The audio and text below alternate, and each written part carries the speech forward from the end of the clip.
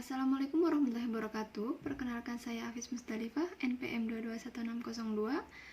Saya mahasiswa keperawatan Universitas Jenderal Ahmad Yani Yogyakarta. Di sini saya akan melakukan presentasi asuhan keperawatan pada pasien dengan tuberkulosis paru di ruang kenanga Rumah Sakit Jenderal Ahmad Yani Yogyakarta.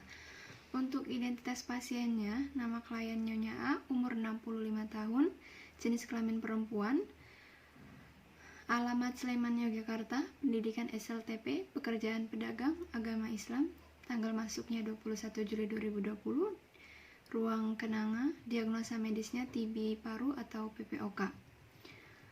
Untuk selanjutnya saya akan membacakan kasus. Nyonya A, 50 tahun, datang ke Rumah Sakit Jenderal Ahmad Yani dengan keluhan sesak napas dan batuk tidak berdahak. Pasien mengatakan batuk dirasakan lebih sering pada malam hari dibandingkan pagi atau siang hari. Pasien mengatakan adanya demam, keringat pada malam hari, penurunan nafsu makan, dan penurunan berat badan. Pasien mempunyai kebiasaan yang tidak baik seperti membuang dahak sembarangan dan tidak memakai masker pada saat batuk. Hasil pemeriksaan fisik didapatkan tekanan darah 110/70 mmHg, nadi 80 kali per menit, frekuensi napas 17 kali per menit, suhu tubuh 37,0 derajat Celcius. Berat badan 47 kg, tinggi badan 163 cm, IMT 18,0, konjungtiva mata anemis, sklera anterik, telinga dan hidung dalam batas normal, pada mulut tampak gigi dan oral hygiene yang cukup, tenggorokan, jantung, dan abdomen dalam batas normal. Pasien telah dilakukan pemeriksaan foto ronsen anterior posterior dan didapatkan adanya kavitas pada pulmo dextra dan sinistra. Untuk keluhan utamanya, pasien mengatakan sesak napas, batuk berdahak, susah makan karena minum obat anti tuberkulosis. Data fokusnya ada 2, data subjektif dan data objektif. Untuk data subjektifnya, pasien mengatakan sesak napas, batuk berdahak, dan susah makan karena meminum obat anti tuberkulosis. Untuk data objektifnya, pasien tampak sesak nafas, sputum kental dan berwarna kuning, suara nafas terdengar ronki, CRT atau capillary refill time lebih dari 3 detik. Untuk hasil laboratoriumnya, hematokrit ada 31%, hemoglobin 10 gram per desiliter, leukosit 14,1, serum glukosa 120 mg per desiliter. Untuk selanjutnya ada tanda-tanda vital. Tanda-tanda vitalnya ada tekanan darah 110/70 mmHg, nadi 80 kali per menit, pernafasan 17 kali per menit, suhunya 37,0 derajat Celcius. Untuk diagnosanya saya mengambil 2 diagnosa. Yang pertama, ketidakefektifan bersihan jalan nafas berhubungan dengan penyakit paru obstruksi kronis. Yang kedua, mual berhubungan dengan proses pengobatan. Untuk analisa datanya, hari tanggal Selasa 21 Juli 2020. Untuk data fokusnya ada DO, pasien tampak sesak nafas, putum kental dan berwarna kuning, suara nafas terdengar ronki pada pulmo dextra dan sinistra. CRT-nya lebih dari 3 detik, hasil lab hematokrit 31%, hemoglobin 10 gram per desiliter, leukosit 14,1, serum glukosa 120 mg per desiliter.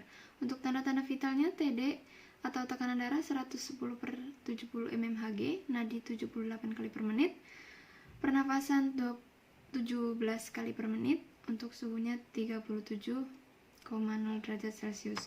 Untuk masalahnya saya mengambil ketidakefektifan bersihan jalan nafas, etiologinya ada infeksi.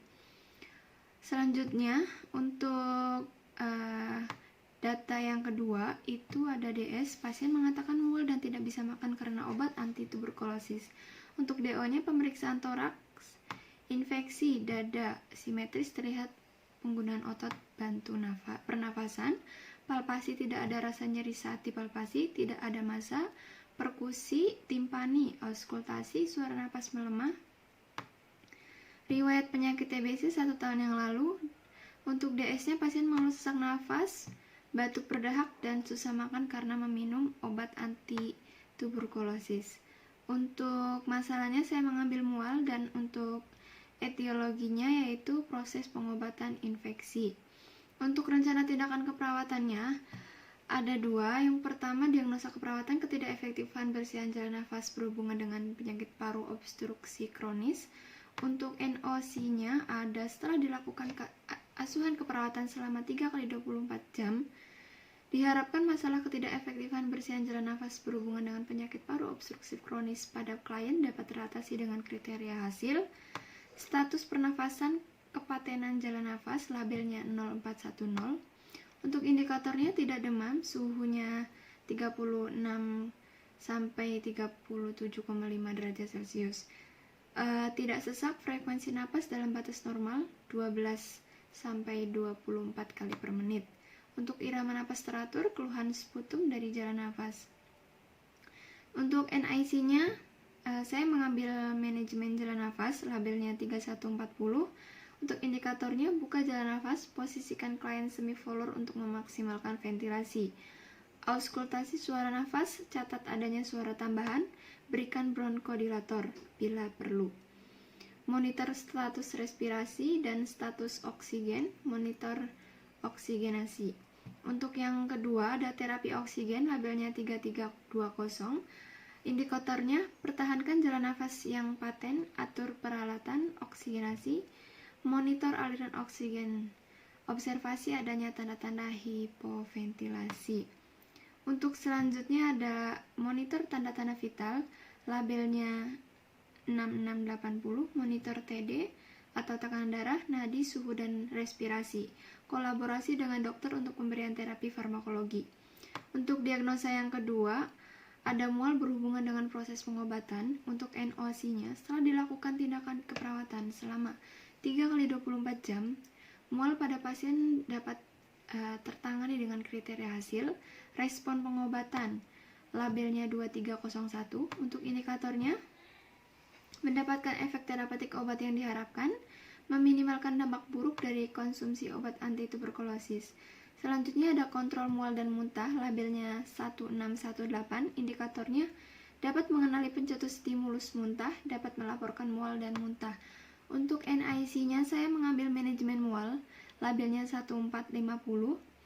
Indikatornya, observasi tanda-tanda nonverbal dari ketidaknyamanan, monitor asuhan makanan terhadap kandungan gizi dan kalori, ajarkan pasien cara mengatasi mual, anjurkan pasien untuk membersihkan mulut, edukasi pasien untuk makan dengan porsi sedikit tetapi menarik, kolaborasi dengan dokter untuk pemberian antiemetik.